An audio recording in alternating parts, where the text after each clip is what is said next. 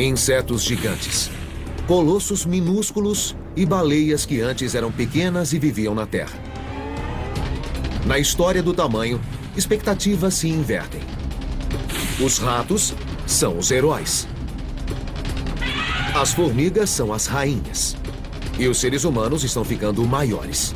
As pessoas terão 2 metros ou até 2,5 metros. O tamanho importa, hoje, em evolução. A história da sobrevivência.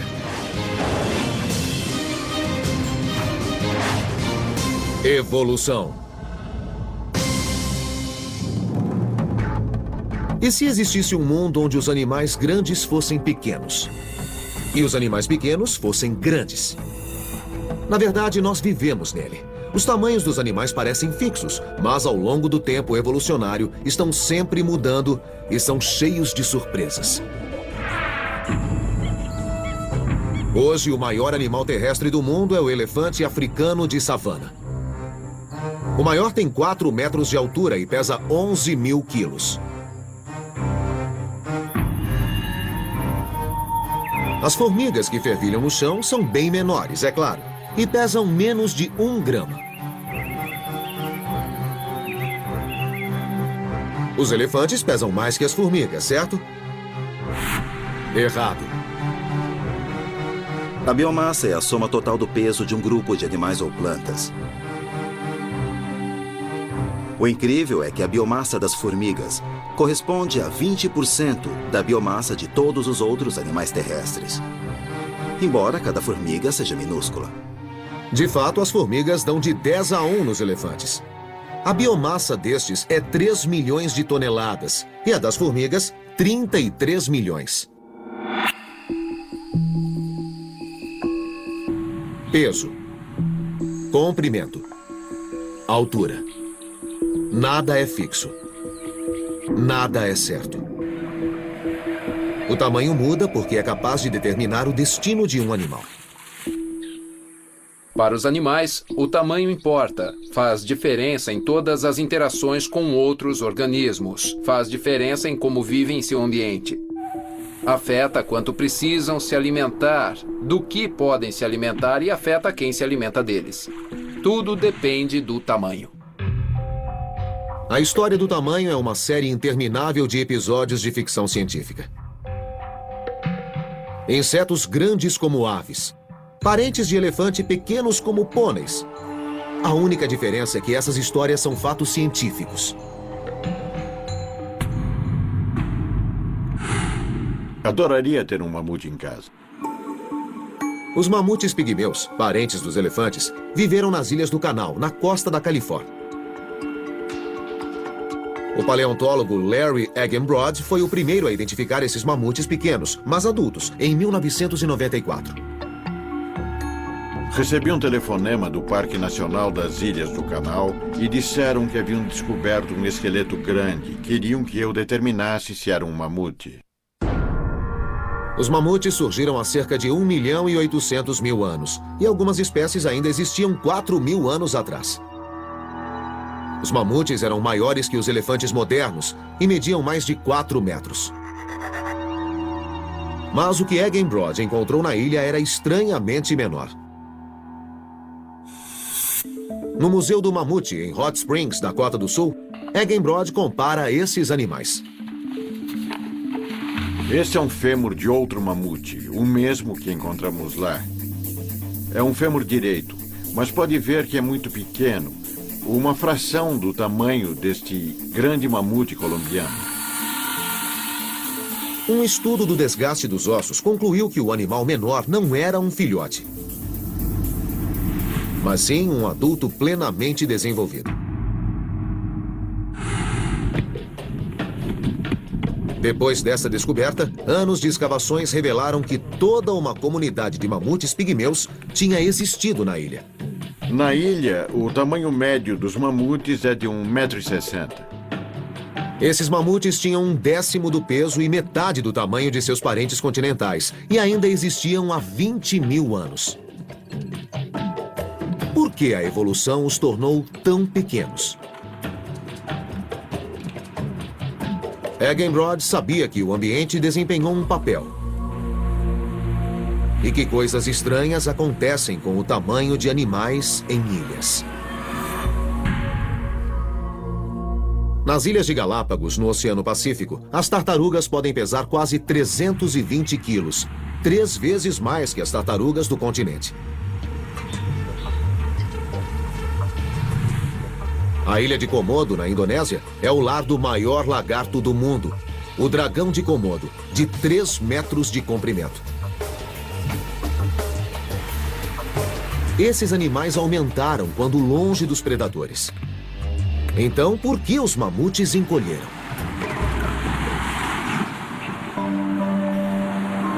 Eggenbrod buscou pistas na história da ilha. Ele descobriu que, com o tempo, o nível do oceano subiu. E o que era uma grande ilha com uma ampla costa se tornou 3 ilhas menores com picos íngremes e escarpados. Para sobreviver, os grandes mamutes precisaram subir cada vez mais os picos íngremes do interior da ilha para encontrar grama. E para isso, ser grande era uma enorme desvantagem. Como um carro mal projetado, o centro de gravidade deles era alto demais. Estudei os espécimes e descobri que o mamute continental só suportava encostas de 20 ou 25 graus, enquanto o mamute pigmeu tolerava inclinações de 35 graus. Ao longo de muitos anos, os mamutes grandes pereceram.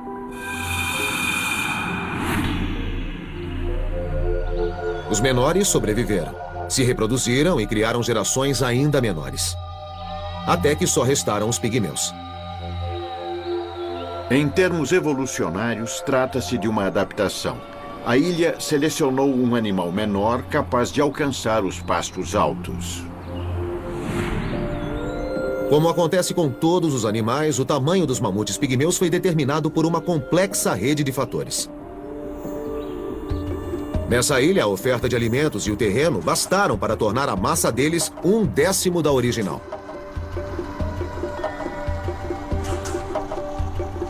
Conseguiram se adaptar e sobreviver.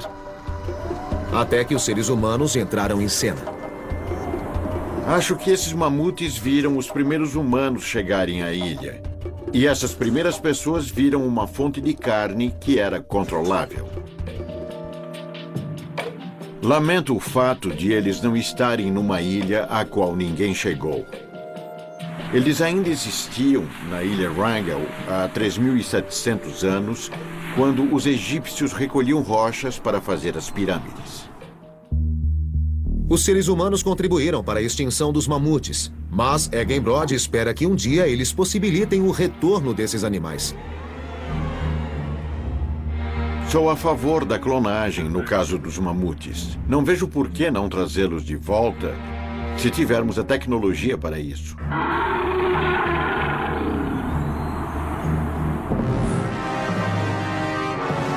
Tudo o que você imaginou em seus piores pesadelos agora se tornou realidade.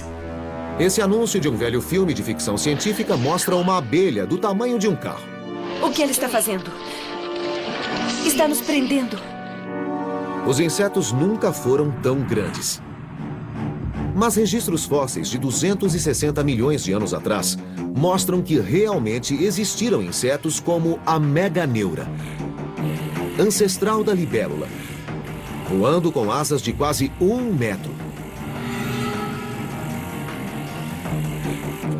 O Arthropleura, de 2 metros de comprimento, ancestral dos diplópodes. E efeméridas gigantes, com mais de 30 centímetros, maiores que um pássaro. Os insetos ficaram maiores devido a um excesso de oxigênio na natureza. Agora, num laboratório no Arizona, o paleontólogo John Vandenbrooks tenta tornar os insetos maiores. De novo.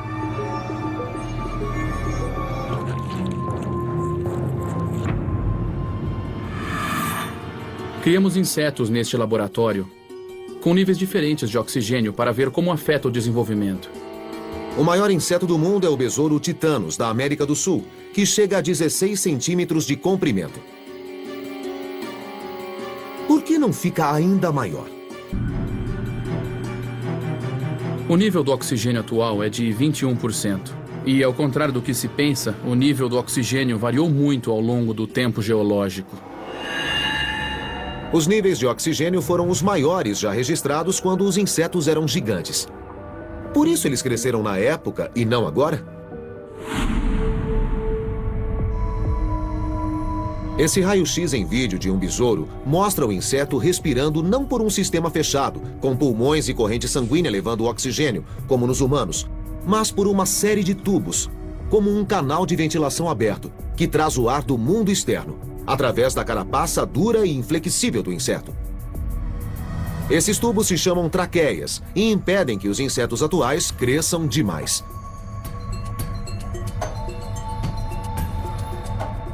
Possuindo um corpo maior, aquela região onde ficam tanto a traqueia quanto as estruturas respiratórias do inseto também aumentam.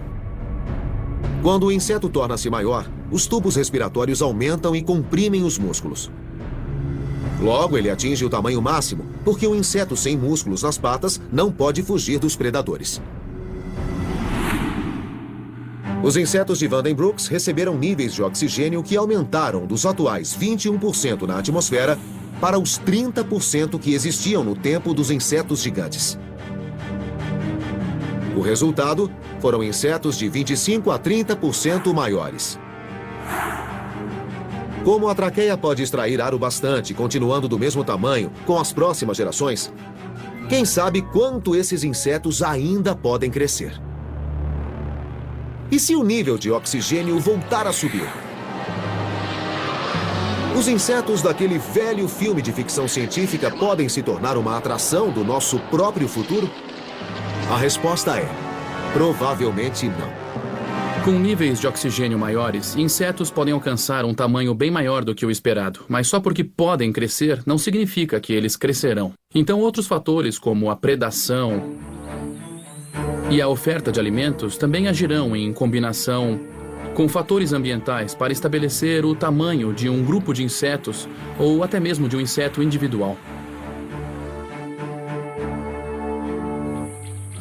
A oferta de oxigênio é apenas um fator entre vários que influenciam o tamanho de um animal.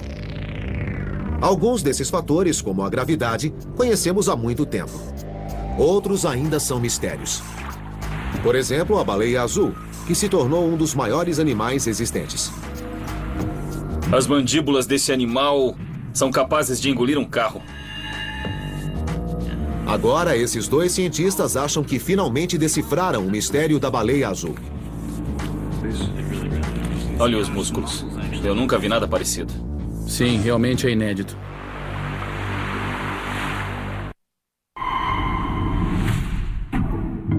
Ao enfrentar os desafios de seu ambiente em mutação, animais encolheram e aumentaram de tamanho com o tempo, como as imagens numa casa de espelhos. Mas pelo menos uma forma de vida mantém o mesmo tamanho há quase 4 bilhões de anos. As bactérias começaram pequenas e continuaram assim desde então. Nossa tendência é achar que maior é melhor, mas ser pequeno também é um truque muito bom. Para as bactérias, foi uma história quase incomparável de sucesso evolucionário. Se os seres humanos desaparecessem da Terra, 99,9% das espécies nem notaria que algo aconteceu. Mas se as bactérias desaparecessem, os seres humanos morreriam em horas. Mas parece que crescer é uma tendência mais forte. Há 1 bilhão e 800 milhões de anos, algumas criaturas monocelulares dividiram-se ou se uniram a outras para formar os primeiros organismos multicelulares. Foram os gigantes de sua época. E deram início à tendência de crescer mais, que ainda continua. Em circunstâncias favoráveis, os tamanhos tendem a aumentar. Um motivo pelo qual os animais aumentam ao longo da evolução é porque uma espécie compete com outra. E as grandes sempre ganham, as pequenas sempre perdem. As maiores procriam mais e as menores procriam menos. E assim, com o tempo, temos uma progressão de animais menores para animais maiores. E é o que vemos em vários grupos diferentes. O oceano oferece chances maiores para que alguns animais cresçam, porque a flutuação da água diminui a força da gravidade. E uma espécie aquática cresceu ao longo de milhões de anos até alcançar um tamanho tão incrível que até os cientistas penam para compreender como sobrevivem. A baleia azul. Um dos maiores animais existentes. As baleias nem sempre foram grandes, e de fato seus ancestrais nem viviam no mar. As baleias começaram em terra. Os ancestrais das baleias eram criaturas parecidas com cães, mas aparentadas com os hipopótamos. E voltaram para a água provavelmente para se alimentar de peixes. Milhões de anos de adaptação depois, as baleias modernas surgiram agora totalmente aquáticas. Tinham tamanho equivalente ao dos golfinhos, até que repentinamente passaram por um misterioso crescimento. Há 5 ou 7 milhões de anos, as baleias ficaram imensas, elas ficaram gigantes. Não sabemos por que isso aconteceu. É um grande mistério. O mistério de por que as baleias cresceram é apenas um dos muitos que intrigam os cientistas. Ninguém jamais entendeu como essas criaturas colossais, tão pesadas quanto a Estátua da Liberdade e quase tão altas, sobrevivem com uma dieta à base de um dos menores organismos do oceano. Algumas das maiores espécies de baleias se especializaram nos crios, pequenos crustáceos existentes em toda a coluna de água. Jeremy Goldbogen e Nick Pyenson, biólogos da Universidade da Colômbia Britânica, em Vancouver, acreditam que estão perto de desvendar os segredos das baleias. Como se alimentam e como cresceram. Começaram com uma certeza. As baleias têm de comer. Animais muito grandes também precisam de grandes fontes de alimento. É uma lei básica da física. Quem tem uma grande massa corpórea precisa comer muito só para poder sustentar essa massa.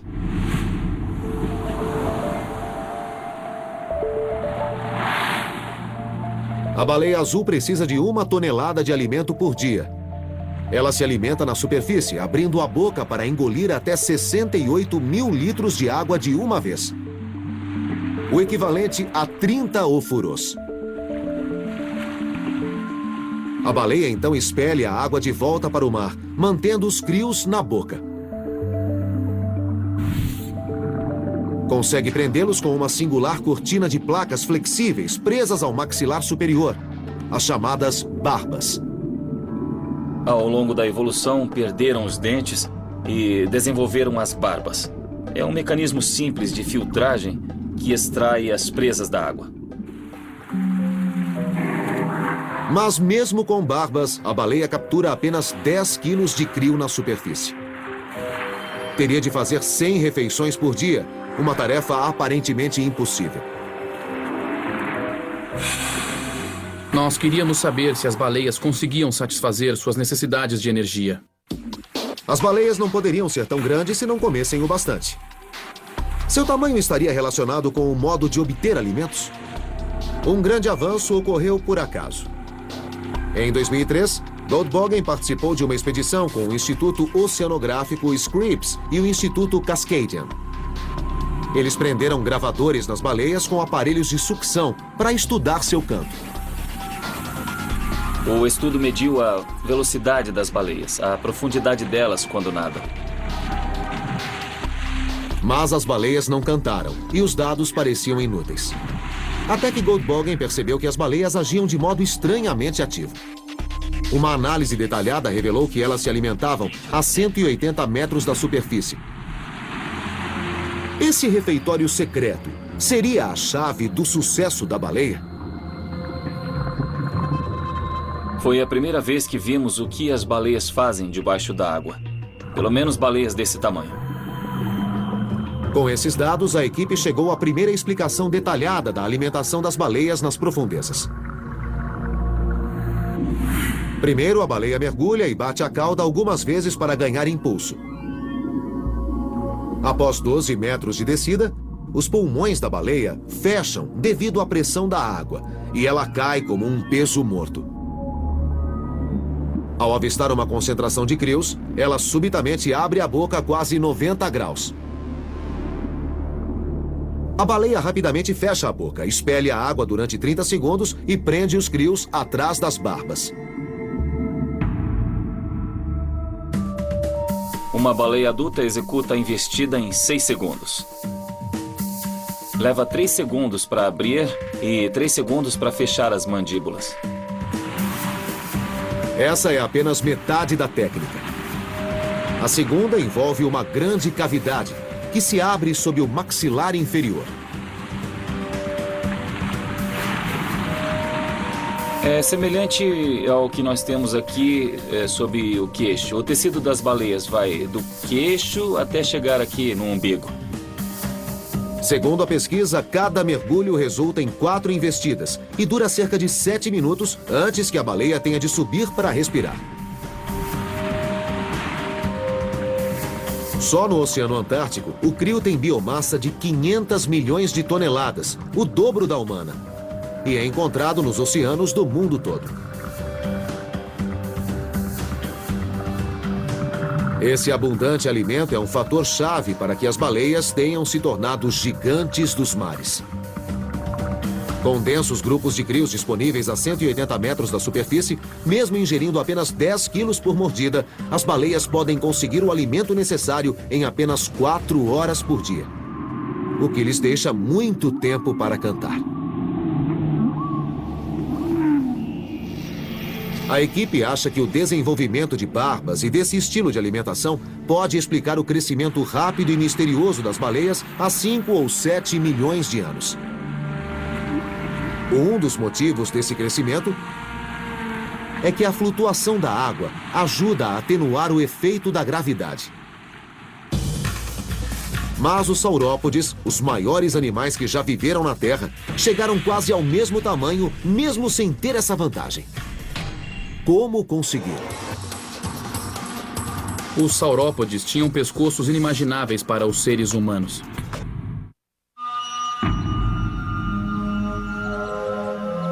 Em termos de tamanho, nada na Terra jamais superou os saurópodes. Um subgrupo de dinossauros herbívoros, os saurópodes perambulavam pelo mundo todo há 200 milhões de anos, chegando a 40 metros de comprimento, quase a extensão da Casa Branca. Bateram todos os recordes de tamanho para animais terrestres. Eram tão grandes que nem o Tiranossauro Rex os atacava. Não temos muitas evidências de grandes saurópodes que foram atacados por grandes predadores, como o Tiranossauro Rex, que tinha uns 12 metros de comprimento e 7 toneladas. São animais temíveis, mas não são páreo para um saurópode adulto. Essas feras eram tão maiores que tudo que já tinha vivido na Terra, que os cientistas sabiam que a combinação de fatores que as produziram devia ser única. Quais eram os segredos do sucesso dos saurópodes? Este é o Brachiosauro. Este animal tinha 23 metros de comprimento, 13 metros de altura e pesava umas 30 toneladas. O biólogo evolucionário Matt Weddell tenta resolver esse enigma há anos. Todas as condições precisavam estar presentes para produzir essas anomalias da natureza. Ele conseguiu a primeira pista quando os cientistas descobriram que a Terra, no tempo dos dinossauros, era muito diferente de hoje. Os saurópodes viviam num planeta diferente, separados de nós no espaço e no tempo. O que tornou o planeta diferente foi a atmosfera. Análises recentes de registros fósseis sugerem que o dióxido de carbono durante o período Triássico, no começo da era dos dinossauros, atingiu os níveis mais altos. Com isso, o crescimento das plantas explodiu.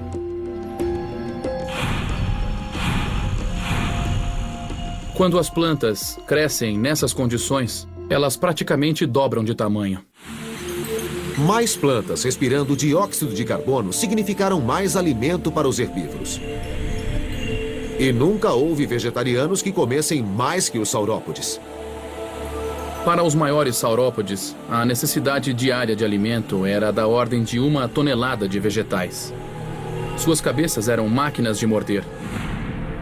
Eles não podiam mastigar a comida porque seus dentes não se encontravam, assim como os nossos. Eles só engoliam a comida e não paravam de crescer. Os saurópodes precisavam de relativamente pouca energia para comer. Um dos motivos pelos quais os herbívoros podem ficar maiores que os carnívoros. Mas ao longo de milhões de anos de evolução, seu tamanho cada vez maior fez com que precisassem de músculos gigantes para mover ossos cada vez mais pesados, incluindo o aparentemente inviável pescoço. O pescoço podia chegar a 12 ou 15 metros de comprimento. Então, como um animal conseguia sustentar e mover um pescoço tão longo? Hoje, o maior pescoço, de 2,30 metros de comprimento, pertence à girafa. Mas os ossos da girafa são pesados e restringem o movimento. E os dos saurópodes eram bem maiores. Está bem, está ótimo. Esta é uma vértebra do pescoço de um supersauro. É a maior vértebra já encontrada na Terra. Tem 1,40 metro de comprimento. Vamos compará-la com a vértebra do pescoço de uma girafa. Esta é uma das 7 vértebras do pescoço de uma girafa. Esta é uma das 15 do pescoço de um supersauro. Se os ossos do pescoço do saurópode fossem tão densos quanto os da girafa, as 15 vértebras do supersauro pesariam quase 5.000 quilos. Como o supersauro poderia levantar ossos tão pesados com músculos do pescoço relativamente esguios? Como seus ossos se tornaram rocha fossilizada, não se sabe quanto pesavam. Mas o Edel soube que o pós-graduando Brooks Britt, da Universidade de Brigham Young, em Utah, usava tomografia para estudar ossos de dinossauro. Britt sugeriu que o Edel examinasse os ossos do pescoço para ver se mudanças sutis na rocha fossilizada revelariam a estrutura original dos ossos. Nunca ninguém escaneou uma vértebra de um diplodoco em estado tão bom. A tomografia computadorizada oferecerá a primeira visão do interior de um osso de diplodoco de 145 milhões de anos. As diferentes densidades da rocha dentro do osso são invisíveis a olho nu, mas a tomografia revela que os ossos em vida eram levíssimos. Há cavidades por toda a parte. Assim como pneus, os ossos são pneumáticos. Contém de 60% a 70% de ar. O Edel suspeita que, além de leves e fáceis de erguer, os ossos também ajudavam a levar oxigênio diretamente aos músculos, graças a um sistema de sacos de ar ao longo do pescoço, semelhante aos das aves de hoje. Os saurópodes provavelmente eram 10% mais leves por causa disso. Esses efeitos influenciam toda a biologia do animal. Ele não precisa de tanto oxigênio. Cresce mais rápido porque não precisa de tanta massa. Apesar de ocos, os ossos do pescoço eram fortes. O uso de espaços aerados é comum na engenharia. Dos tênis aos braços de guindastes, fortes e longos como um pescoço. O material que é substituído não serve a nenhum propósito estrutural. Os carneiros selvagens batem as cabeças a altas velocidades com uma força enorme. Mas os chifres são pneumáticos, e pneumático não significa fraco. Os saurópodes conseguiram a combinação perfeita para se tornarem uma anomalia. Ossos ocos, bastante comida e tamanho enorme para afastar predadores. Tinham todas as vantagens. Havia dinossauros por toda parte. Grandes, pequenos, carnívoros, herbívoros. E tudo ia muito bem, porque estavam bem adaptados ao ambiente, mas de repente as regras mudaram. Há 65 milhões de anos, com uma energia equivalente a 100 milhões de toneladas de TNT, um asteroide encerrou de modo súbito e chocante o reinado dos dinossauros.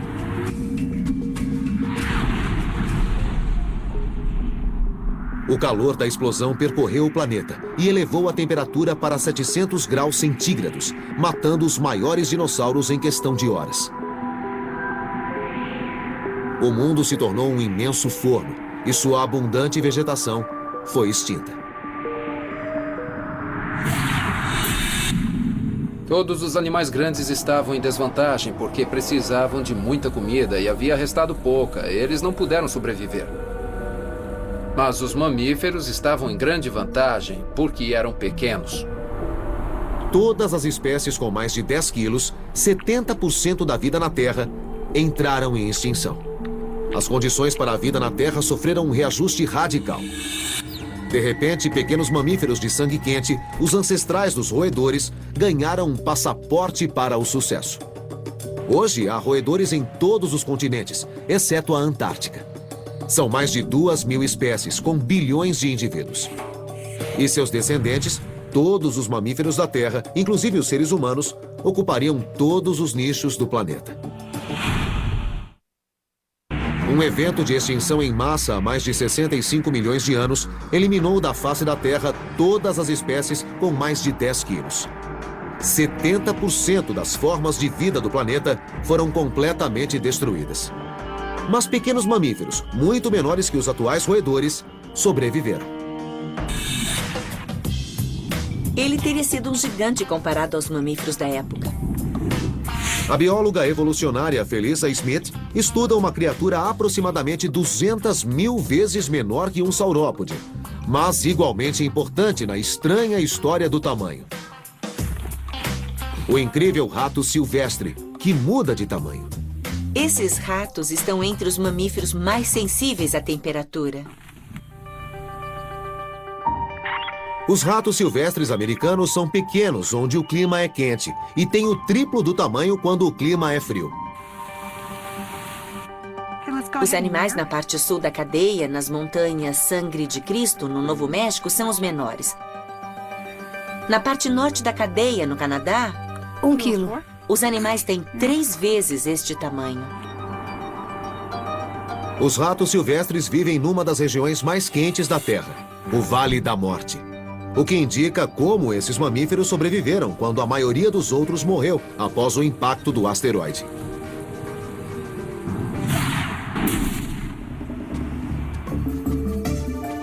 No Vale da Morte, durante 3 meses, a temperatura é acima de letal. Então, como os animais sobrevivem? Eles são noturnos, mas isso não ajuda muito quando a temperatura à noite é de 48 graus, ainda acima de letal.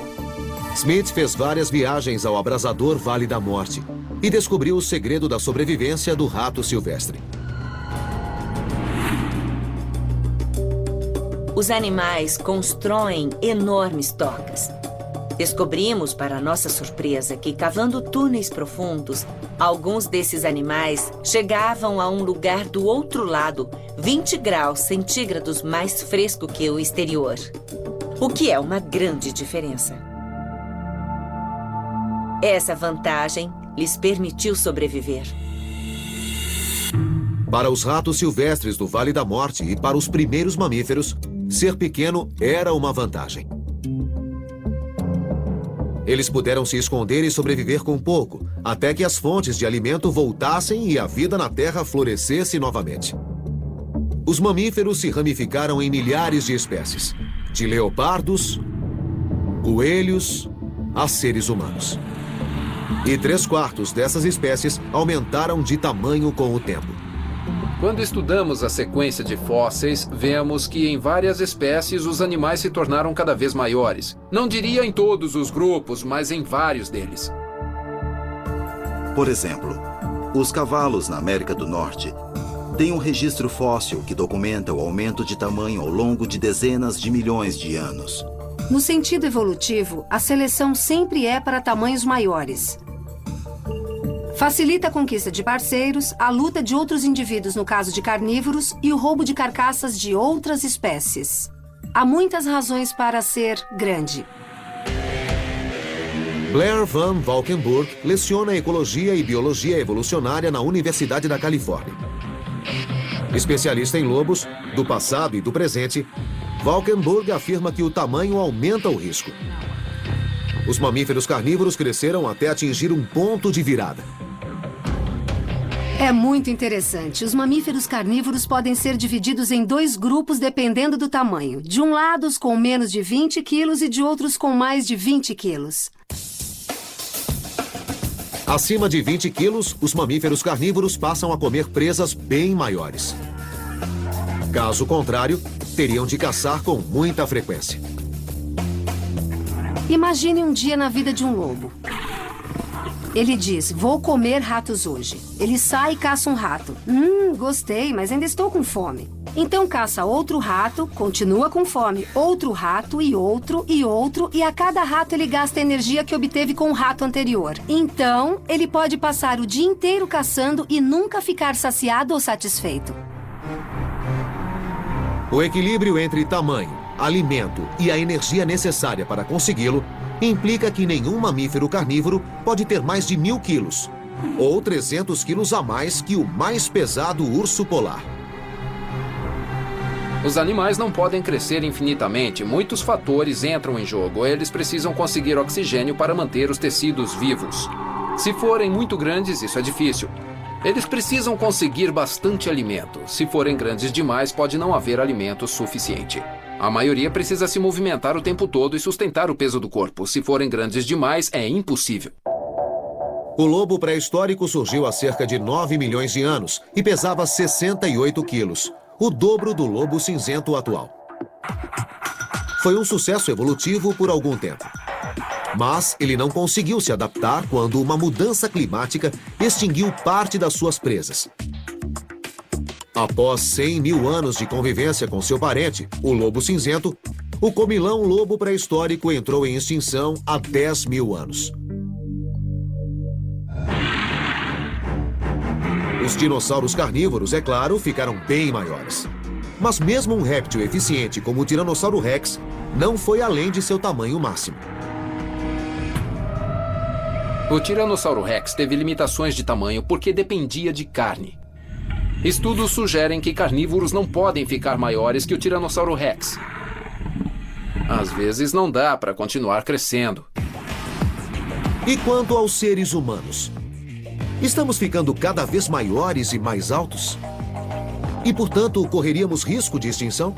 Não há dúvida que nos últimos séculos as pessoas se tornaram maiores, em especial na América do Norte. Em velhas casas coloniais, as portas são tão baixas que você se sente um gigante andando dentro. Mas se isso é resultado da mudança pela evolução ou pela diferença de alimentação, não sabemos exatamente. A altura humana é um mistério. E essa história é cheia de surpresas. Começando pelo fato de hoje sermos mais baixos do que há 50 mil anos. Acredite ou não, a agricultura não foi um progresso. A altura humana aumentou no mundo desenvolvido nos últimos 150 anos. De uma média de 1,60 m para os homens para 1,70 m e 12 centímetros a menos para as mulheres. O que explica esse crescimento? Uma alimentação melhor? Ou uma mudança evolutiva causada por um comportamento na escolha de parceiros que Darwin chamou de seleção sexual? Ou, em outros termos, o fato de as mulheres preferirem homens altos? De modo geral, prefiro homens altos. Se ele for mais alto e mais forte fisicamente, acho mais bonito. Gosto que sejam maiores para eu me sentir mais protegida. É mais atraente, não é? Chamam a atenção. Descobrimos que quanto mais alto, mais chances o homem tem de ser selecionado pelas mulheres. Sabe, as pessoas nem sempre compreendem bem suas preferências quanto a parceiros. Vamos lá! O psicólogo evolucionário Robert Cuspen estuda a preferência sexual humana colhendo dados no ambiente controlado de um encontro rápido. Eles têm só 3 minutos e, nesse contexto, a primeira impressão faz uma grande diferença, porque não haverá uma segunda. O que conta mais? Uma conversa brilhante? Até onde sabemos, a conversa não importa. Não importa o que eles dizem, não importa. Eles escolhem características físicas como a altura. Em escolhas influenciadas pela evolução ao longo de milhões de anos, os homens desejam mulheres com índice baixo de massa corpórea, as magras. E as mulheres desejam homens altos. Assim como no mundo animal, quando procuram um parceiro, as pessoas procuram traços relacionados com um bom DNA. Descobrimos que quanto mais alto, mais chances o homem tem de ser selecionado pelas mulheres. Um estudo recente feito com uma classe de West Point mostrou que quanto mais alto o homem, mais filhos ele tem, principalmente por casar uma segunda vez. No mundo todo, a história parece ser a mesma. Em todos os lugares do mundo onde há pessoas que arranjam casamentos, um critério sempre presente é que o marido seja mais alto que a mulher. Indivíduos mais altos podem ser mais sexy nesse sentido. O antropólogo Barry Bogan estuda o mistério do crescimento humano na Universidade de Loughborough, na Inglaterra, há mais de 20 anos. Começou com os mais antigos ancestrais do homem. Eu tenho aqui na minha mão um molde do fêmur, ou o osso da coxa, de Lucy, a famosa Australopithecus afarensis. Lucy e o seu grupo eram muito baixos, mais que os pigmeus modernos. Os homens tinham menos de 1,40 m. Veja que esse fêmur encaixaria bem aqui. A partir desse começo modesto, os humanos cresceram até atingirem uma média de 1,82 m há 50 mil anos. Mas foi um ponto alto que temos de voltar a alcançar. As coisas mudam. A estatura dos homens adultos baixou para 1,60 m. O que causou essa reviravolta? Como em outros episódios da história do tamanho, uma mudança no ambiente eliminou os alimentos dos humanos e os forçou a buscar novas fontes. As pessoas não comiam tão bem. Seres humanos que antes caçavam e recolhiam os alimentos não encontravam o bastante e começaram a colher alimentos que cresciam nas pilhas de lixo. As sementes brotaram e eles disseram: "Ei, nós podemos comer parte do lixo." Foi o começo da agricultura e durante muito tempo foi um desastre. Acredite ou não, a agricultura não foi um progresso. A agricultura diminuiu a variedade dos alimentos consumidos, o que resultou em deficiências nutricionais e também em pessoas menores. A nutrição continuaria deficiente e a altura limitada até o final do século XIX, quando alimentos de maior qualidade, melhores condições sanitárias e sistemas de saúde libertaram a altura humana. Crescemos rápido. E hoje, no mundo desenvolvido, a média para homens é de 1,73 m e para mulheres, de 1,60 m. Não é um recorde, mas a maior altura na era moderna. E essa tendência deve continuar. Tudo parece favorável para que os humanos continuem a crescer. A nutrição, a seleção sexual e a tendência dos mamíferos de aumentar de tamanho. Então, no futuro, seremos uma terra de gigantes? Daqui a 200 ou 300 anos, a espécie humana pode ter 2 metros, talvez até 2,5 metros. É difícil acreditar, mas o fato é que os humanos estão ficando mais altos a cada geração. É uma combinação de nutrição e genes, mas que está tornando toda a nossa espécie maior do que era. Mas nem todos concordam. Teremos mais de 2 metros ou 2,5 metros? Eu duvido disso. Há um limite para a altura humana saudável. Bogan frisa que hoje pessoas com mais de 2 metros têm problemas médicos associados à altura. Para ele, a maior altura média que podemos alcançar com segurança é 1,85 m para homens e 1,70 m para mulheres. Se eu viver mais de 100 anos, pode voltar e perguntar se eu estava certo ou errado. Enquanto os seres humanos e todas as formas de vida avançam para o futuro, Todos os fatores que afetam o tamanho, do acasalamento à predação ao ambiente, continuarão em jogo e deverão produzir resultados incríveis e inesperados. Enquanto o tamanho continua a evoluir.